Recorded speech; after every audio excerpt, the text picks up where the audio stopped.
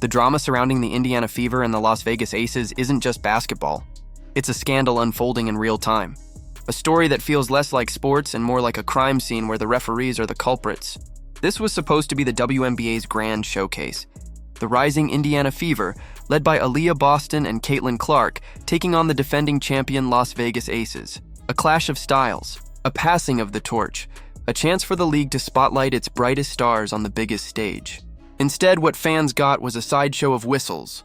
A script so blatantly tilted it has fans, analysts, and even coaches calling foul on the very integrity of the league. Indiana stunned the world in Game 1. They stormed into Las Vegas, unfazed by the bright lights, and walked out with a victory that no one saw coming. It wasn't luck. It wasn't Vegas being off their game. It was the Fever playing with grit, with hunger, with the kind of fight that defined their season.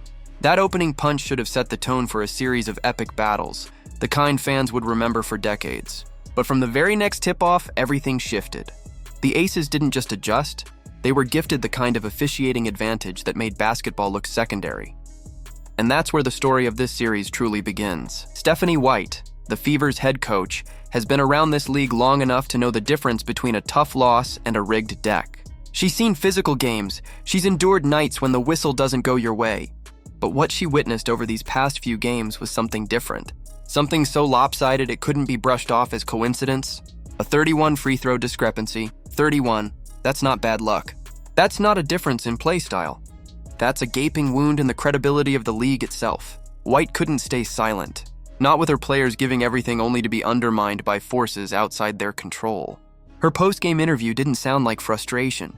It sounded like an indictment, a plea for the WNBA to step in before this circus destroys everything it's been building.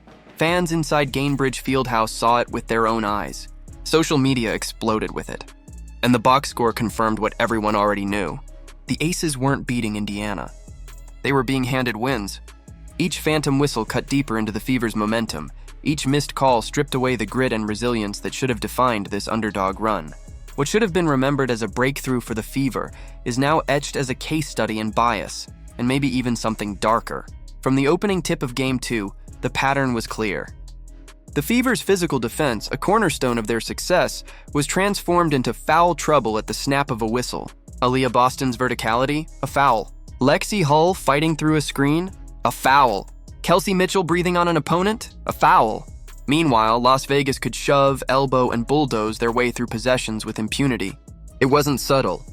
It was blatant. And the worst part? It stripped the game of its rhythm, its flow, its very essence. White said it best. How do you find any kind of offensive groove when there's a foul called every 10 seconds? Offense is built on rhythm, on timing, on spacing. The refs shattered all of that, forcing Indiana to play uphill every possession, while the Aces strolled to the free throw line as if it were home base. But if Game 2 was a warning sign, Game 3 was the smoking gun. In the third quarter, with Indiana clinging to a lead they had fought tooth and nail to earn, Aaliyah Boston was whistled for a foul on Jackie Young. White instantly motioned for a review. The bench prepared, the fans bracing for justice. And then, the officials acted like nothing happened. They refused to acknowledge the request. They didn't even pretend to consider it. Moments later, Chelsea Gray buried a dagger 3, flipping momentum and unraveling everything Indiana had worked for. The Gainbridge crowd erupted, not in celebration, but in outrage.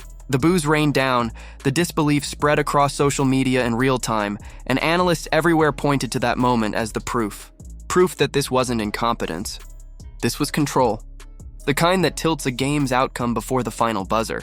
The clips told the story better than words ever could.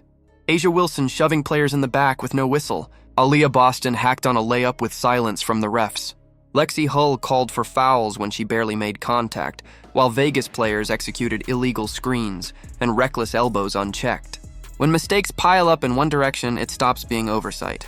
It becomes agenda. And that's exactly what this series started to feel like. But here's where Indiana's story takes a different turn. Most teams would have folded under this kind of injustice. Lesser rosters would have hung their heads, lost their fight, and chalked it up as inevitable. Not the Fever. They kept swinging, kept clawing, kept showing the kind of resilience that turns underdogs into legends. And no player embodied that spirit more than Lexi Hull. Hull shouldn't even have been playing at this level. After suffering a painful back injury in Game 1, her presence on the court was questionable at best. Her warm-ups looked stiff, her movements tentative, and it seemed like she'd only be used sparingly, if at all. But Hull didn't just step onto the floor. She transformed it into her stage. 16 points, 10 rebounds, 4 assists, 2 blocks, a steal. And she did it on 6 for 10 shooting, draining 3 huge triples that kept Indiana breathing whenever Vegas tried to choke them out. Each shot was oxygen. Each rebound a spark. Each defensive stand a rallying cry. And yet, what made Hull's night unforgettable wasn't the numbers. It was the sheer will behind them. Cameras caught her grimacing in pain, clutching her back, diving on the floor, wrestling for rebounds against players who had every physical advantage. She played like every possession might be her last, and in doing so, she gave Indiana hope when officiating tried to bleed it dry. Fans inside Gainbridge rose to their feet, not just for the points she scored, but for the heart she embodied. She was Indiana's warrior, their living, breathing resistance. But tragically, her story was overshadowed. On the very night she delivered her best playoff performance, the spotlight wasn't on her courage. It was stolen by controversy. The narrative wasn't about a gutsy underdog performance. It was about refs tilting the balance. And maybe that's the perfect metaphor for this Fever team. Constantly underestimated, constantly shoved aside, yet always standing tall despite the obstacles. On the other side of the floor stood A'ja Wilson, the league's reigning MVP, a player celebrated as the face of the WNBA. Yet in this series, especially in Game 3, Wilson disappeared. Her night started with a confident three-pointer that looked like a tone setter. Instead, it became her only highlight for nearly 3 quarters. By halftime, she was 1 for 11 from the field. By the end of the night, she had 6 makes on 20 attempts, 13 points on 20 shots. That's not MVP basketball, that's a liability. And it wasn't just an off night. It was Aaliyah Boston doing exactly what great defenders do, walling off space, forcing tough looks, and neutralizing a superstar.